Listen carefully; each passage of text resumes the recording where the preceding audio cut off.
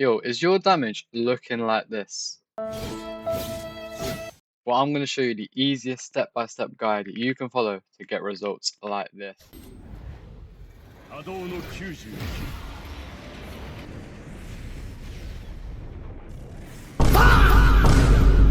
Okay, let's talk about the stats. The damage stat is your base total stat, so when you swing your sword, that's going to affect how much damage you deal. So if I swing my sword like this, you'll see 171 million damage. That's pretty insane, but that's just for one M1, not critical. If we hit again, you see critical hit 300 million% more, and that's because of the crit damage right here. You're going to be focusing on your damage to get a higher base total, but also your crit damage is very important, as every 100% gives you like a 2x multiplier on that damage buff, which lets you do insane damage. You want a higher base crit chance, 100%, because this will let you get more critical hits and get them all the time if you have 100%. So right now I'm hitting critical hits like this, but sometimes I'm gonna be getting, see, like right there, I did little to no damage just because I'm missing crit chance. If you get that to 100%, you'll be critting all the time. When using your ultimate abilities, say with True Eyes in here, so if I pop this ability here, every time it does damage in multiple hits, that's going to be hitting a critical chance on each one of those hits. So if you have a lower crit chance, you're going to be hitting lower base damages there. That was a critical hit, but it's going to be half of that if you don't hit it, which will lead you to do less damage overall. So that's why crit chance is the most important stat, but you also want to be focused on the others. Enough yapping now. I'm going to show you now how to get these stats. Firstly, we're going to go to Sailor Island. We come here to Sailor Island and we go to this building here. We go to the stat reroll person here, and we can see all our stats here and given a buff. You want to be getting the highest possible in here, SSS. There's a better one, Z, but it's like a really low chance to get. After looking at your reroll stats, we want to come back out and have a look at our stats bar. We've already looked at our total stats.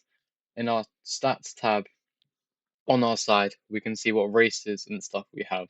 This lets us see all our multipliers for what races and traits we have. The best trait right now is Celestial, as it gives you 2.2 damage multiplier. What you do, you go to traits, get traits, index, Celestial best one, you can see how much stats each one has. Please, the secret one's quite hard to get, but look how many trait rerolls I have. If you just grind, you get trait rerolls. That's the gist for the game. You grind, you get stuff you need. It's pretty easy. The next thing that you need is your race. One I have is Sword Blessed. If you want to see the stats of every single race, I'll link in the description. There's a website where you can look at every single stats of everything in the game and see which is the best. This is essential as well because as I'm using True Eyes and this is a sword, if you go in your swords, it gives your sword stats. This gives 20% extra sword damage. Or say if you're using a melee as well, like one of these. Or say if you're using auto as well, you get Galvorn, which gives you 20% extra melee damage. Next thing we want to look about is the accessories. They're quite hard to get because if we go in accessories, I only have one maxed out, which is my Altar Armor, which is the best armor in the game. Only because I was grinding Saber Altar. But all these are crucial. You need accessories which you get from drops from bosses. So Alocrad here, your coat 10% chance of getting it. If you kill it, we probably won't get it, but each boss we have a chance of getting an accessory which we can equip to get stat multipliers. The next one you want to look at is your clan. Clans are quite hard to get. You can get clan rerolls from just killing any NPC like normal, but your clan is quite important as it gives you, if you get your legendary clans, it gives you a little bonus at the bottom, like with Pride, you get damage per tick and you get a buff on that. Or if you go to other clans, say a Spala clan, you get the exact same, but every 10 abilities, you've got 20% extra damage. These are really good, but the main one you'll be going for if you're sword is Pride, as this gives you your sword damage and a damage buff every time you hit. Or if you're using melee, like Saber Altar, or any melee, in fact, the best one to get is Autoclan, as this is the exact same, but it's a different little buff there. It's much better damage-wise because it's one of the new clans, but I'd advise getting any legendary clan if you want to get better damage. Those are okay. Those are literally essential. Those are the basic ways you get extra damage. Now I'm going to show you the more advanced ways, the better ways you can get more and higher amounts of damage. This will let you get your crit damage and your crit chance as well. Where we want to go is, if you follow me here, we go to the portal and we go to the Snow Islands. Here, you have to be level 2500 to be able to talk to this guy. And then you go to him and you get to see your artifacts, which are high buffs. So right now, I'm getting a high amount of crit chance, 100% extra damage, 100% extra crit damage. This is the best way you can get stats. These are the best ways of basically increasing these two stats and also this stat. Also, when you unlock your artifacts, you can get milestones as well, which will let you get rewards. That's just a little perk. I can claim one right here of just getting artifacts. So you always want to be, when you're going AFK, you want to artifact farm. The best way to do this, you should probably already know, but if you go to Senjuku Island, you stand right here. I've got light on right now, but you stand here, press the C ability of Quake, and it lets you get the mob of NPCs there and the mob of NPCs there. So you can get double the amount of NPCs you normally get. Another endgame way you can get damage is through your rune. The best rune, of course, would be Havoc rune, as this gives you a high amount of damage, as mine right now, 77%.